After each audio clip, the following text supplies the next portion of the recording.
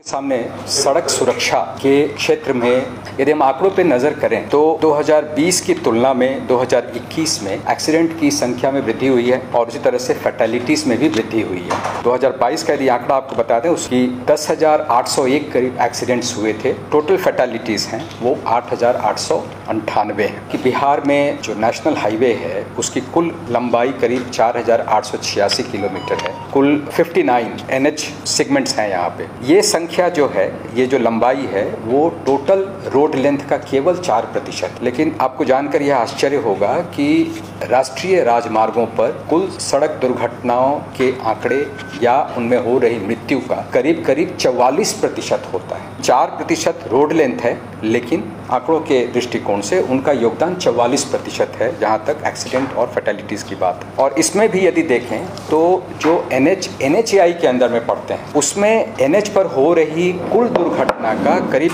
78% दुर्घटनाएं या फैटेलिटीज हो रही है। इसके मद्देनजर हम लोगों ने एक NH सेगमेंट को टारगेट किया जहां पे एडवांस ट्रैफिक मैनेजमेंट सिस्टम लगा हुआ है। वो NH 28 है जहां पे 80 किलोमीटर के सेक्शन मुजफ्फरपुर कोटवा के बीच में हम लोगों ने स्पीडिंग, ओवर स्पीडिंग के खिलाफ अभियान शुरू किया गत 27 जनवरी से। और जो हमारे पास आंकड़े हैं 27 अगस्त तक के, तो उस दरमियान 14,744 चालान ये निर्गत किए गए ओवर स्पीडिंग के खिलाफ खास करके। इसका जो पॉजिटिव पहलू है वो ये है, जब हमने वहां पे एक्सीडेंट के आंकड़ों की तुलना की वर्ष 2022 में जनवरी से जून के आंकड़े और उसी तरह से वर्ष 2023 में जनवरी से जून के आंकड़ों की तुलना की, जो एक्सीडेंट के केसेस हैं उसमें करीब 27% की कमी देखी जा रही है। और उसी तरह से मृतकों की संख्या में भी करीब 28% की कमी देखी जा रही है। इसी तरीके से ATMS एक और सेक्शन में लगा हुआ है, वो NH 319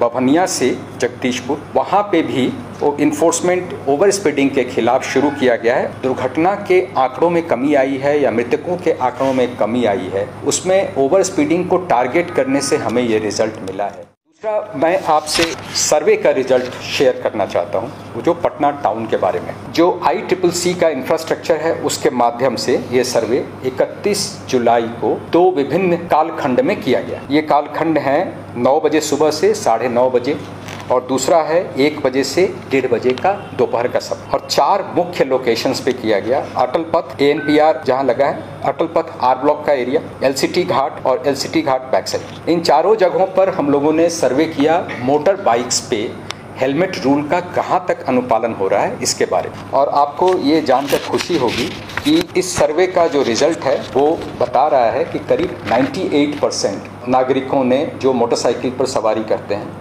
उन्होंने हेलमेट रूल का अनुपालन शुरू कर दिया है। और इसके लिए वे बधाई के पात्र हैं, यातायात पुलिस की तरफ से धन्यवाद के पात्र हैं, क्योंकि यदि ये आदत उनकी डेवलप हो जाती है तो निश्चित रूप से रोड एक्सीडेंट्स या उसमें हो रही फैटेलिटी में भी ये महत्वपूर्ण योगदान करेगा। बाकी जो अन्य शीर्षों में जो हमारी कार्रवाई हो रही है पटना टाउन में, उसका भी हम लोग सर्वे आगे आने वाले दिनों में करेंगे और उसके रिजल्ट के आधार पर जो हमारी इंटरवेंशन स्ट्रेटेजी है उसमें भी हम लोग मॉडिफिकेशंस या सुधार करते रहेंगे।